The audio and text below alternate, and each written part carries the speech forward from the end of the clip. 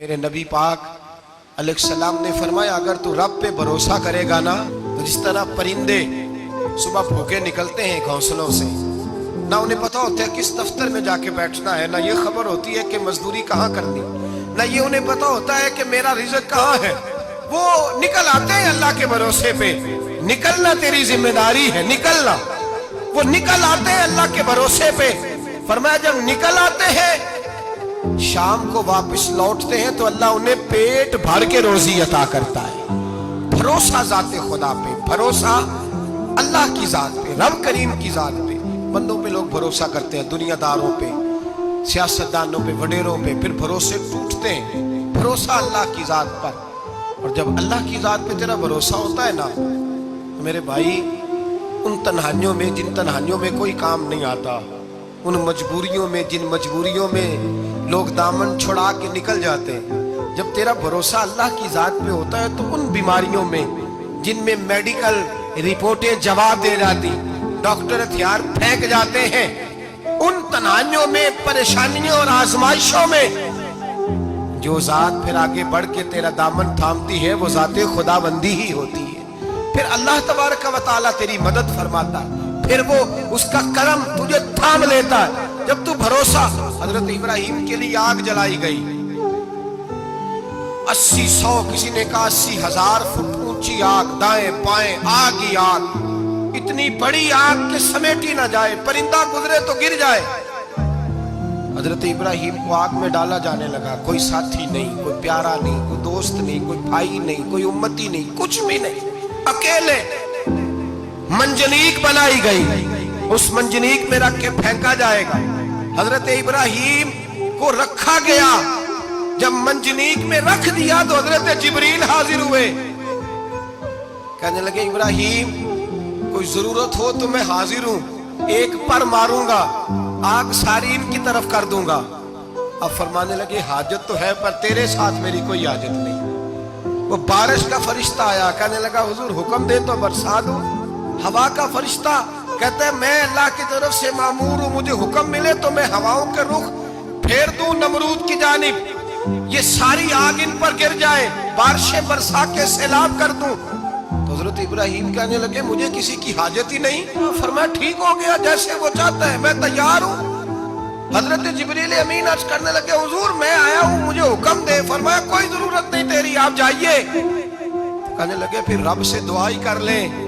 تو حضرت ابراہیم کی آنکھوں میں 2 آنسوں کے قطرے چمکے، فرمانے لگے رب کو نہیں پتا اس کا خلیل کس حال میں ہے، وہ نہیں جانتا، میرا مالک ہے، میرا رب ہے، میری پیشانی اس کے سجدے کی لذت سے آشنا ہے، میں صرف اس کی بارگاہ میں جھکتا ہوں۔ جب مالک وہ ہے، رازق وہ ہے، پیدا کرنے والا وہ ہے، دینے والا وہ ہے، سننے والا وہ ہے، تو پھر مجھے پڑھ کر سنانے کی حاجت نہیں۔ جبریل آپ جائیے، میرا بھروسہ اللہ کی ذات پہ ہے، میں جانوں اور میرا خدا جانے، بیچ میں کوئی نہیں آئے گا۔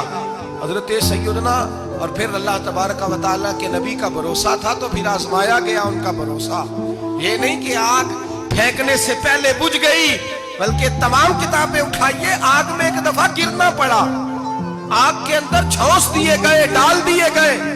جب آگ میں گرے ہیں پھر آواز آئی ہے یا نار کونی بردم و سلاما علی ابراہیم، اے آگ اب تو ابراہیم کے لیے سلامتی والی بھی ہو جا اور ٹھنڈی بھی ہو جا۔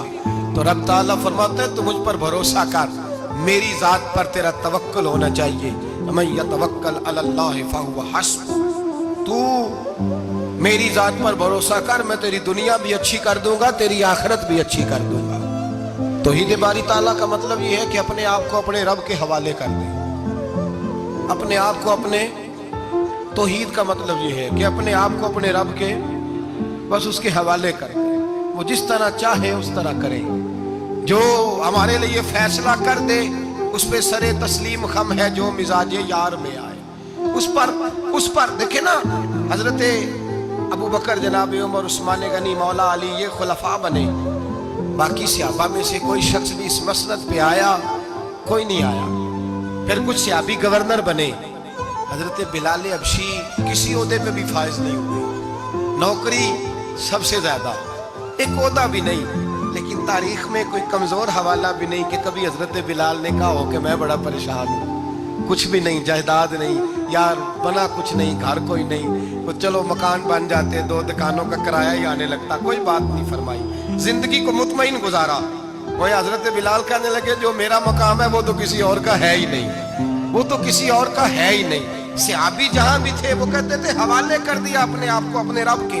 حضرت فاطمہ بنت قیس ایک صحابیہ تھی، ان کے خامد کا وصال ہو گیا، ایک امیر آدمی کا رشتہ بھی آیا، اور نبی پاک صلی اللہ علیہ وسلم کے غلام اسامہ بن زید کا رشتہ بھی آیا۔ یہ اسامہ غریب بھی تھے، غریب تھے، غلام بھی تھے، رشتہ آیا۔ اب انہوں نے حضور کی رضا دریافت کی تو نبی پاک کا جھکاؤ غلام اسامہ کی جانب تھا۔